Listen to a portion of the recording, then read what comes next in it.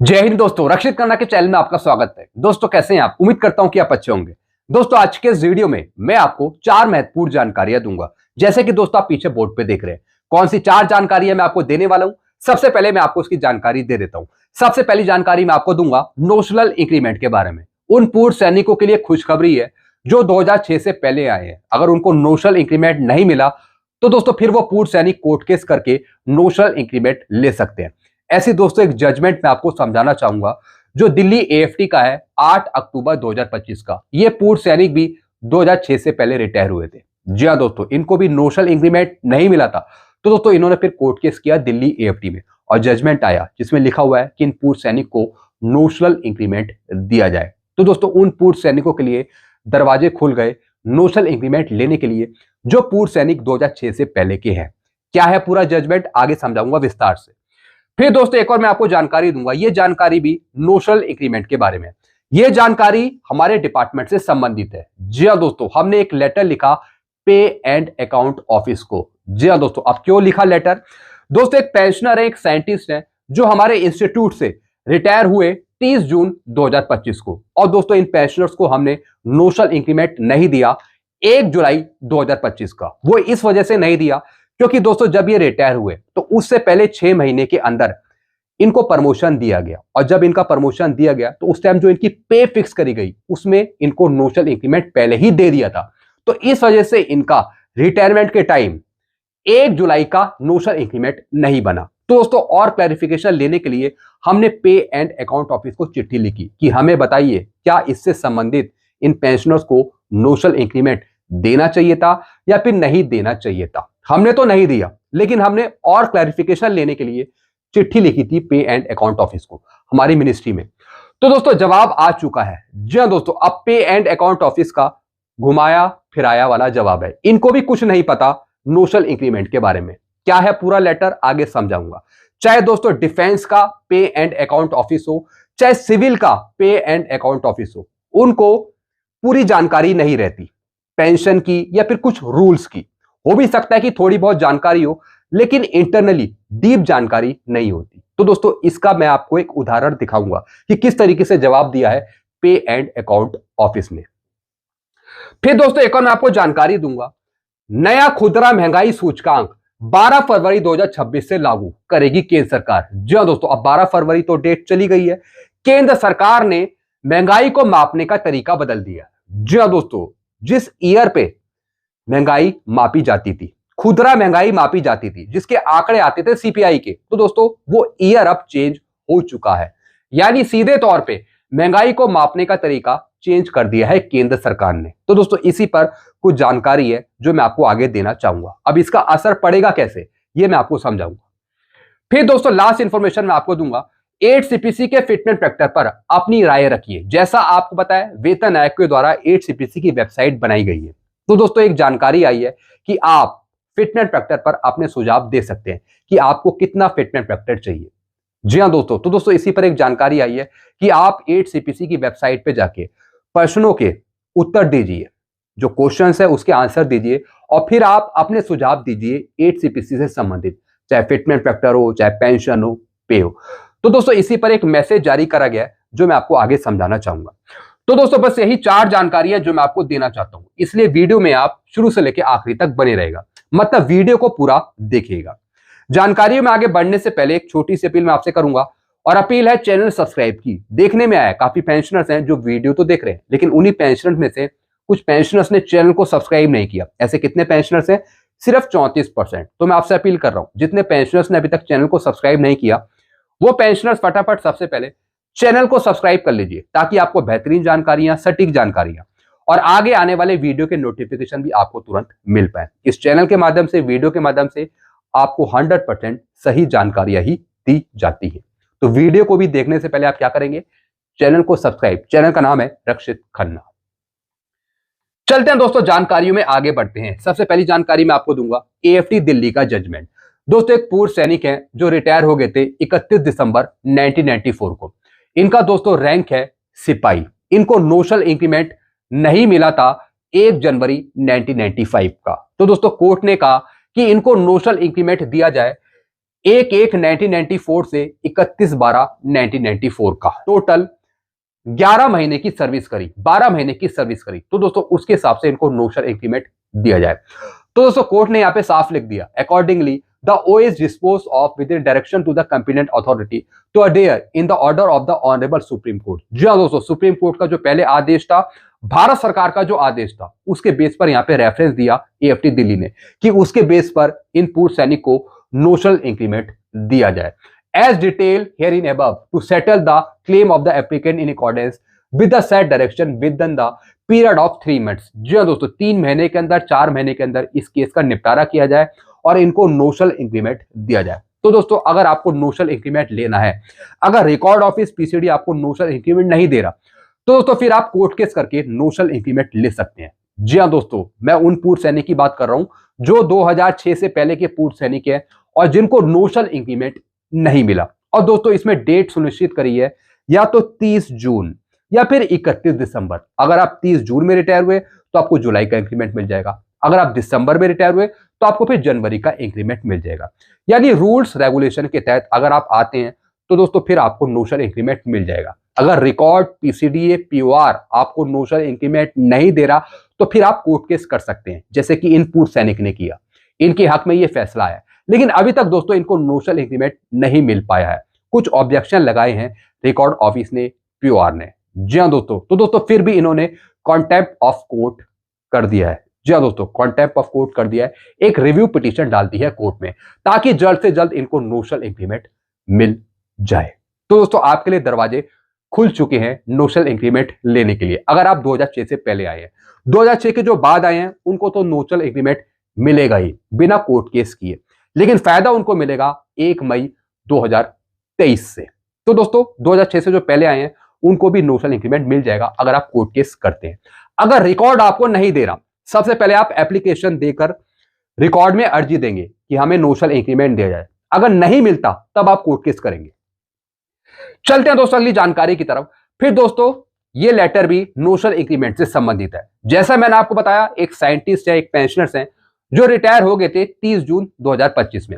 हमने इनको notional increment नहीं दिया 1 जुलाई का, क्योंकि दोस्तों 6 महीने के अंदर इनको प्रमोशन दिया गया था। तो जब प्रमोशन दिया जाता है तब दोस्तों पे फिक्स करी जाती है। तो जब पे फिक्स करी तो दोस्तों इनको तब नोशनल इंक्रीमेंट दिया गया। इस वजह से हमने इनको 1 जुलाई का नोशनल इंक्रीमेंट नहीं दिया। तो दोस्तों और अधिक क्लैरिफिकेशन के लिए हमने पे एंड अकाउंट ऑफिस को चिट्ठी लिखी। जी हाँ दोस्तों, हमारी दोस्तों मिनिस्ट्री है, ministry of environment, forest and climate change की, ये हमारी मिनिस्ट्री है। जैसा आपको पता है मैं भी एक पेंशन डिपार्टमेंट में हूं।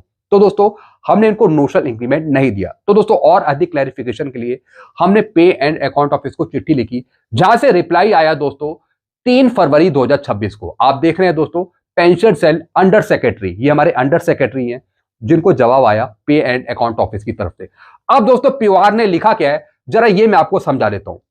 Reference is invited to your office letter number. इस रेफरेंस के तौर पर हमने दोस्तों ये क्वेश्चन पूछा था POR की तरफ से, क्या इन पेंशनर्स को नोशनल इंक्रीमेंट मिलना चाहिए या नहीं मिलना चाहिए, जिनको 6 महीने के अंदर प्रमोशन देकर नोशनल इंक्रीमेंट दिया गया था। तो क्या उनको जुलाई का मिलेगा या नहीं मिलेगा। अब दोस्तों यहाँ पे POR ने कहा कि आप अपने लेटर का रेफरेंस लीजिए, उसके आधार पे in this regard instruction contain in department of personal training OM number इतना 20 मई 2025। इन्होंने कहा कि जो भारत सरकार का DOPT का आदेश है, लेटर है 20 मई 2025, उसको आप रेफर करें और उसके आधार पे आप नोशनल इंक्रीमेंट देना चाहते हैं तो दीजिए, नहीं देना चाहते हैं तो मत दीजिए।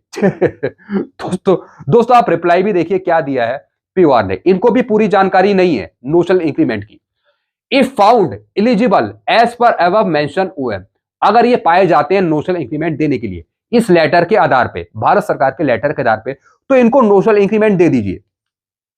Office order conveying grant of notional increment may be issued and effect of order is required to be recorded in ink in the service book. अगर इनको नोशनल इंक्रीमेंट दिया जाता है तो दोस्तों जो इनकी एंट्री है वो इनकी सर्विस बुक में कर दीजिए।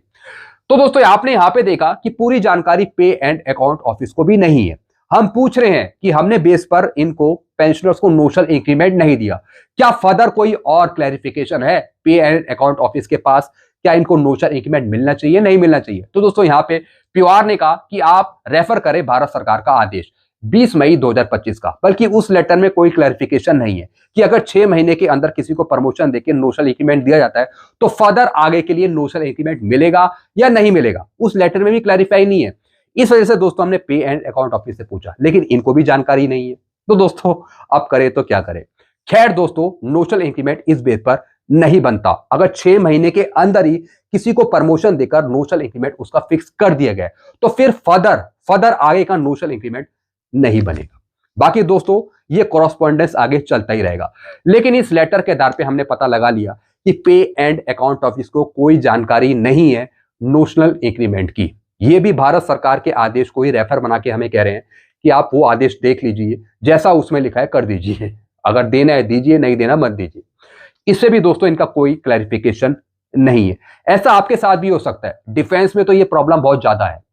जो डिफेंस के पे एंड अकाउंट ऑफिस है उनको नल एंड वाइड जानकारी है, उनको भी कोई जानकारी नहीं है। चलिए दोस्तों देखते हैं इस केस का आगे क्या होता है। फिलहाल हमने नहीं दिया तो नहीं दिया। चलते हैं दोस्तों अगली जानकारी की तरफ। फिर दोस्तों केंद्र सरकार ने महंगाई को मापने का तरीका बदल दिया। जी हां दोस्तों, पहले फाइनेंशियल ईयर यूज किया जाता था महंगाई की गणना के लिए 2012 को, अब दोस्तों कर दिया है यहां पे 2023-24। जी हां दोस्तों, अब दोस्तों 2024 कर दिया है, यानी 2024 का वर्ष महंगाई को मापने का तरीका बन गया है। अब दोस्तों जो खुदरा महंगाई के आंकड़े आते हैं, जो सीपीआई के आंकड़े आते हैं, उस पर इनका असर पड़ेगा। अब दोस्तों लिखा क्या है इसमें, यह संशोधन घरेलू उपभोग व्यय सर्वेक्षण 2023-24 पर आधारित है। अब 6 के बजाय 12 प्रभाग बनाए गए हैं, जिससे आंकड़े अधिक सटीक होंगे। जी हां दोस्तों, अब आंकड़े और सटीक तरीके से आएंगे, क्योंकि दोस्तों अगर कुछ हम रूल में संशोधन करते हैं तो दोस्तों उससे और बेहतर देखने को मिलता है। यही दोस्तों सीपीआई के आंकड़ों में होगा। जो महंगाई के आंकड़े हैं, जो महंगाई के आंकड़े आते हैं, अब उसमें कुछ ना कुछ संशोधन देखने को मिल सकेगा आगे।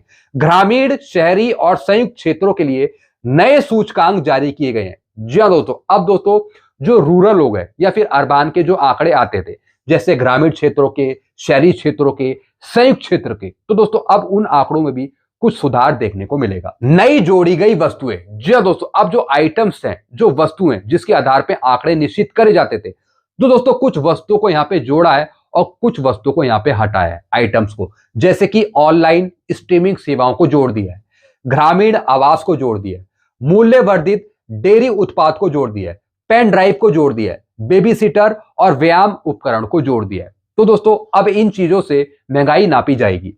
हटाई गई वस्तुएं, जो पहले वस्तुएं थी, अब उनको कुछ हटा दिया है, जैसे कि VCR, VCD, DVD player, radio, tape recorder. दोस्तों ये ओल्ड चीजें थी, ओल्ड वस्तुएं थी, जिनको अब हटा दिया गया है। पुराने कपड़े हो गए, ऑडियो हो गए, वीडियो कैसेट हो गई, अब इनकी जगह कुछ नई चीजों को इंक्लूड कर दिया है, जिससे कहीं ना कहीं महंगाई के जो आंकड़े हैं वो कुछ संतुलित आधार पे मिलेंगे। तो दोस्तों ये कुछ चीजें करी केंद्र सरकार ने। देखते हैं दोस्तों क्या इसका असर हमारे डीएडीआर पे पड़ता है या नहीं पड़ता। हालांकि दोस्तों वो आंकड़े अलग है एआई से पेन के, लेकिन दोस्तों ये बात कर रहे हैं सीपीआई के, ये बात कर रहे हैं खुदरा महंगाई के, खाद्य पदार्थ के। देखते हैं दोस्तों क्या इससे कुछ डीएडीआर पे असर पड़ेगा या नहीं पड़ेगा, वो तो आगे आने वाला समय ही बताएगा। चलते हैं दोस्तों लास्ट इंफॉर्मेशन की तरफ। फिर दोस्तों 8 सीपीसी के फिटनेस फैक्टर पर अपनी राय रखिए। 8 सीपीसी की वेबसाइट में दिए गए प्रश्नों में ज्यादा से ज्यादा फिटनेस फैक्टर मांग लीजिए सरकार से। जी हां दोस्तों, जैसा आपको पता है वेतन आयोग के द्वारा, सरकार के द्वारा 8 सीपीसी की वेबसाइट को डिजाइन करा गया, जिसमें आप छोटा सा रजिस्ट्रेशन करके आप प्रश्नों के उत्तर दे सकते हैं, पेंशन से जुड़े या फिर भत्तों से जुड़े। लेकिन दोस्तों इसमें बताया गया है कि आप ज्यादा से ज्यादा फिटनेस फैक्टर मांग सकते हैं सरकार से, वेतन आयोग से। अच्छा मौका है 16 मार्च 2026 तक। जैसा आपको पता है आपको प्रश्नों के उत्तर सबमिट करने हैं, क्वेश्चन के आंसर सबमिट करते हैं, लास्ट डेट है 16 मार्च 2026। साथ ही साथ दोस्तों इसमें बताया कि ज्यादा से ज्यादा आप फिटनेस फैक्टर मांग लीजिए। सरकार का भरोसा नहीं कि 3 से ऊपर फिटनेस फैक्टर मिल जाएगा इस बार। जी हां दोस्तों, इन्होंने बताया कि सरकार का कोई भरोसा नहीं है, हो भी सकता है कि 3 से ज्यादा का फिटनेस फैक्टर आपको मिल जाए। ऐसा मैं नहीं कह रहा हूं, ऐसा मैं बिल्कुल नहीं कह रहा हूं, ऐसी जानकारी इसमें बताई गई है। मेरा जो फिटनेस फैक्टर है मैं आपको पहले ही बता चुका हूं, 1.86 से 2.40 के बीच आपका फिटनेस फैक्टर रह सकता है 8 सीपीसी का। अब इनके द्वारा बताया जा रहा है कि आप फिटनेस फैक्टर खुद मांग सकते हैं, चाहे तो 3 या फिर 3 से ऊपर। दोस्तों आपके मांगने से क्या होता है, आप जरा मुझे कमेंट करके बताइए, क्या आपकी मांग पर सरकार ध्यान देगी? मांगने को तो मैं भी मांग सकता हूं कि 3 फिटमेंट फैक्टर दे दो, 3.5 दे दो। तो दोस्तों क्या मेरे मांगने से सरकार दे देगी वो फिटमेंट फैक्टर? बिल्कुल नहीं देगी। वो तो अपने आंकड़े दिखाएगी, वो तो अपने डीएडीआर के आंकड़े दिखाएगी। तो दोस्तों सरकार, वेतन आयोग अपने ढंग से काम करेगा। बाकी हमारी मांग है कि ज्यादा से ज्यादा फिटमेंट फैक्टर दिया जाए। तो दोस्तों इसमें डिमांड करी गई है कि आप अपने आधार पर फिटमेंट फैक्टर मांग सकते हैं, जो प्रश्न है उसके उत्तर दे सकते हैं। आप चाहे तो आप फिटमेंट फैक्टर 3 मांग सकते हैं या फिर 3 से ऊपर मांग सकते हैं। बाकी दोस्तों आपके ऊपर डिपेंड है आप कितना फिटमेंट फैक्टर लेना चाहते हैं। लेकिन दोस्तों होगा वही जो सरकार चाहेगी या फिर वेतन आयोग चाहेगा। हमारे कहने से, ना कहने से कोई असर नहीं पड़ता। बस हम डिमांड रख सकते हैं, बाकी फाइनल वही होगा जो सरकार करेगी या फिर वेतन आयोग करेगा। ये मैं कहना चाहता हूं। बाकी आपके अपने विचार सुझाव क्या है इस पर आप कमेंट कर सकते हैं। बाकी आप फिटमेंट फैक्टर की डिमांड कर सकते हैं, चाहे तो 3 करें, 4 करें या फिर 5 करें, वो आपके ऊपर है। तो दोस्तों बस यही जानकारियां थी जो मैंने आपको दी है। ऐसी जानकारी आपको बराबर मिलती रहेंगी। और अधिक जानकारियां पाने के लिए आप चैनल से जुड़ जाइए, चैनल को सब्सक्राइब कर लीजिए। चैनल का नाम है Rakshit Khanna. Thank you so much.